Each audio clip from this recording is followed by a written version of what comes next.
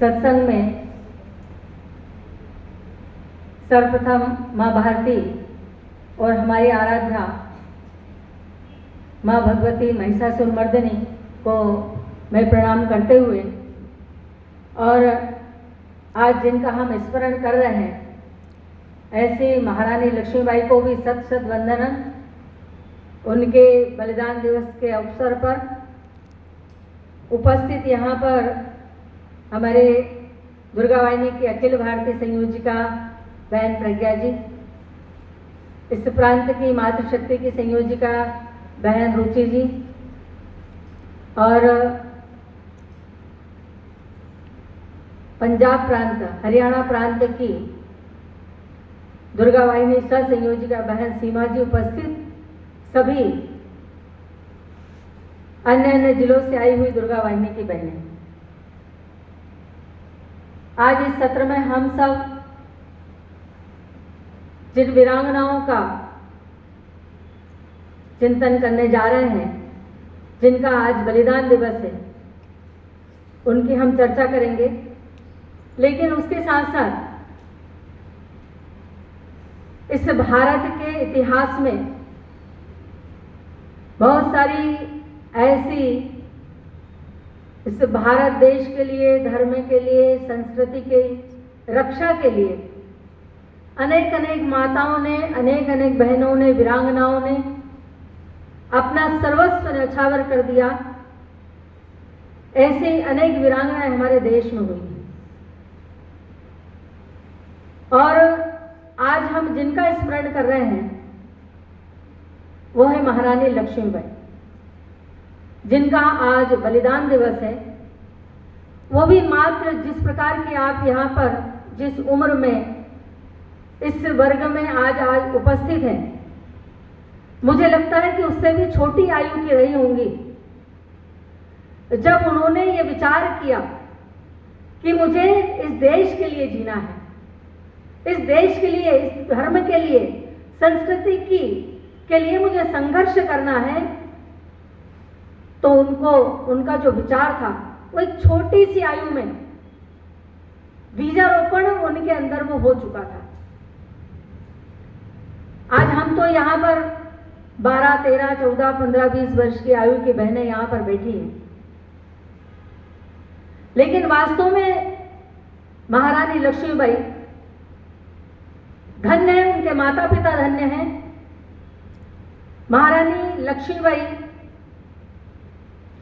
1828 में उनका जन्म हुआ और जन्म हुआ उत्तर प्रदेश के वाराणसी, जिसको हम काशी कहते हैं, वहां उनका जन्म हुआ। उनके पिता मोरोपंत तांबे और माता भागीरथी बाई बड़े धर्मालु, धर्मनिष्ठ थे, जिनकी संतान भी हम सोच सकते हैं कि कैसी होगी। पिता मोरोपंत तांबे जी बाजीराव पेशवा द्वितीय के यहाँ पर वो कार्यरत थे। रानी लक्ष्मीबाई जिनका उनका जन्म हुआ तो जन्म के बाद धीरे धीरे उनके अंदर वो लक्षण दिखाई देने लगे।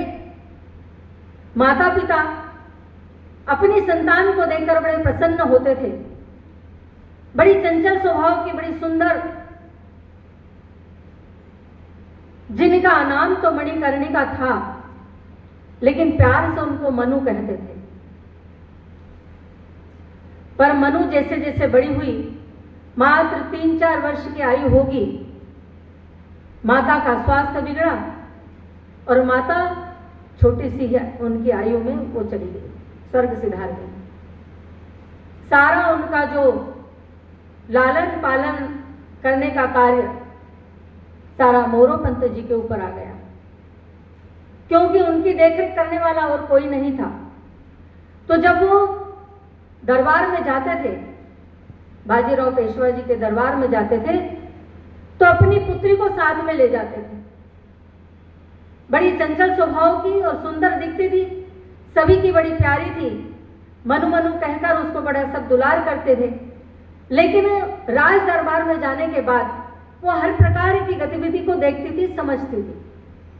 वैसे ही बीजारोपण उसके अंदर हुआ तो उसके मन में आया कि मैं भी शास्त्र के साथ साथ, कि माता पिता ने तो अच्छे उसको संस्कार दिए, जब भी माँ कुछ धार्मिक साहित्य का अध्ययन करती अपनी बेटी को पास में बिठाती, छोटी छोटी कहानी के माध्यम से उसके अंदर वो संस्कार डालने का प्रयत्न करती।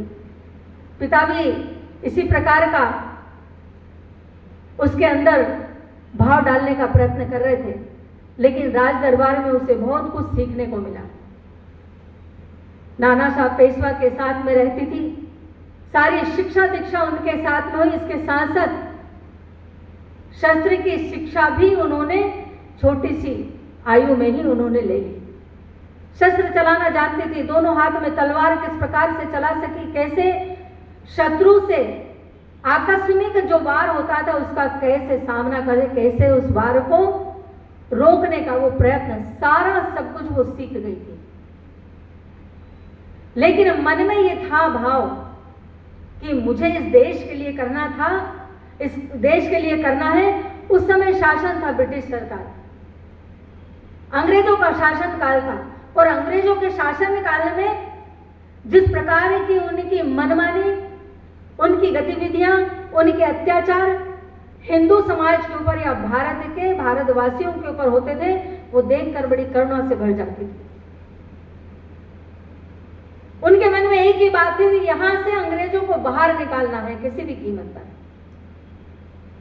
और ये भाव उनके अंदर आता चला गया, और यही भाव के कारण उनके मन में ये था कि अभी इस उम्र में तो मैं कुछ कर नहीं पा रही हूं, लेकिन यदि किसी राजा या किसी साम्राज्य की साम्राज्ञी बनूंगी तो निश्चित ही मैं अंग्रेजों को यहां से बाहर, भारत से बाहर भगा सकती हूं। उनकी छोटी आयु थी, लेकिन 3 गुना, अपने से 3 गुना उम्र के बड़े व्यक्ति से उन्होंने विवाह करने का स्वीकार किया। झांसी के राजा गंगाधर राव के साथ में उनका विवाह हुआ। झांसी आई, झांसी की रानी बनी, और रानी बनने के बाद इन्हें, मुझे लगता है 1842 में उनका विवाह हुआ, और 1851 में उन्होंने एक पुत्र को जन्म दिया। उस पुत्र का वो ज्यादा दिन तक नहीं जी पाए, मात्र 4 माह की उम्र में ही वो मृत्यु को प्राप्त हुए। गंगाधर राव, उनको बड़ा सदमा लगा, वो चाहते थे कि इस राज्य के लिए कोई वारिस हो। उनको सदमा लगा, और उसी सदमे में उनका स्वास्थ्य धीरे धीरे गिरता चला गया। स्वास्थ्य गिरने के कारण उससे पहले उन्होंने रानी से कहा कि हमें दत्तक पुत्र गोद ले लेना चाहिए। राजा भी लगभग 1853 में मृत्यु को प्राप्त हुए। अब सारी साम्राज्य की जिम्मेदारी रानी लक्ष्मीबाई के पास आ गई, और लक्ष्मीबाई ने दत्तक पुत्र गोद लिया, लेकिन ब्रिटिश सरकार ने उसके ऊपर अदालत में केस फाइल कर दिया, क्योंकि उस समय उनका जो शासन था वो ये शासन था कि यदि पति की मृत्यु के बाद राजा की मृत्यु होती है और उनका कोई पुत्र नहीं होता है, तो वो जो शासन वो ब्रिटिश सरकार अपने हाथ में ले लेती है। लेकिन दत्तक पुत्र स्वीकार नहीं था, उनको सारी संपत्ति सरकार के अधीन करनी होती है, लेकिन रानी इसके लिए तैयार नहीं थी। उन्होंने कहा था कि जीते जी मैं अपनी झांसी कभी नहीं दूंगी, ये उनका वाक्य था।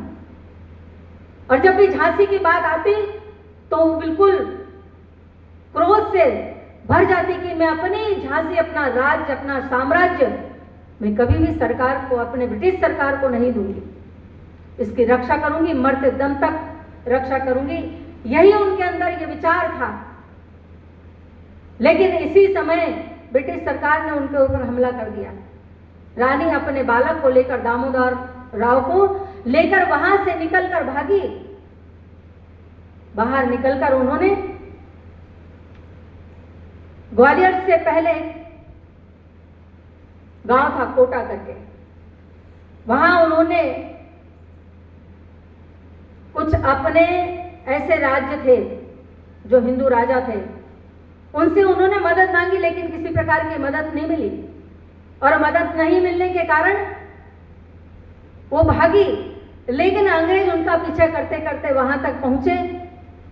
रानी को तलवार लगी, मूर्छित हुई, और फिर भी उन्होंने एक जो नाला था उस पार करने के लिए नाले को अपने घोड़े को जैसे ही लगाम खींची, पर उस युद्ध भूमि में भी अपनी ममता को अपनी पीठ पर बांधा और अपने कर्तव्य को हाथ में लेकर रानी लक्ष्मीबाई हजारों हजारों अंग्रेजों के नरमुंडों से मां भारती का अभिषेक करते हुए अपने वीर गति को प्राप्त हुई। और वह यही दिन था 18 जून 1858 को उन्होंने अपने स्वतंत्रता संग्राम में वीर गति को प्राप्त हुई। ऐसी महारानी लक्ष्मीबाई, बाल्यकाल में उनकी एक और कथा थी, मुझे आज ही दीदी ने बताई कि उनको ये बालिका थी, बेटी थी, लेकिन उनको ये मुझे सारे शस्त्र चलाना है, घुड़सवारी करना है, हाथी पर बैठना है, ये उनके मन में था। और हाथी पर बैठना, तो जब वो पेशवा बैठे हाथी पर, तो वो हाथी पर बैठने के लिए जब वो गई, तो पेशवा की माता ने उनको मना किया कि बेटी हाथी पर नहीं बैठती, शायद उस समय का इस प्रकार का कुछ होगा, तो उन्होंने उस समय बैठने के लिए इनकार किया। लेकिन जिद कर रही थी मनु, तो पिता ने मना किया। अब समझाया कि जब तुम बड़ी होगी तब तुम बैठ सकती हो, इस प्रकार का। तभी उन्होंने ये विचार, तभी से उनके अंदर ये बीजारोपण हो गया कि मैं किसी राज्य की साम्राज्ञी बनूंगी, वहां मैं हाथी और घोड़े पर सवारी करूंगी और फिर शत्रुओं के दांत खट्टे करूंगी। ये भाव उनके अंदर था। ऐसी सब माताएं बहनें, हमारी बच्चियां, वो भी महारानी लक्ष्मीबाई, जिनको आदर्श हमारे सामने, उनका आदर्श लेकर हमको चलना चाहिए। और कोई कमजोर नहीं है, कोई अबला नहीं है, सब सबला है, सबके अंदर वो ऊर्जा है, ताकत है। उस माँ भारती के लिए हमको अपने धर्म और संस्कृति के लिए उसकी रक्षार्थ हम सब कटिबद्ध हों और उसको आदर्श को सामने रखकर अपने आगे का जीवन, अपना भविष्य उज्जवल करें। ऐसी विनती करते हुए मैं अपनी वाणी को विराम देती हूँ। जय श्री राम, जय भारत। रानी लक्ष्मीबाई की एक सुभद्रा कुमारी चौहान जो कवित्री हैं, उनकी उन्होंने एक कविता लिखी थी, शायद आप सबको मालूम होगा कि सिंहासन हिल उठे राजवंशों ने प्रगुटी तानी थी, बूढ़े भारत में भी आई फिर से नई जवानी थी, खूब लड़ी मर्दानी वह तो झांसी वाली रानी थी, बुंदेले हर बोलों के मुंह हमने सुनी कहानी थी, खूब लड़ी मर्दानी वह तो झांसी वाली रानी थी। जय श्री राम, जय हिंद।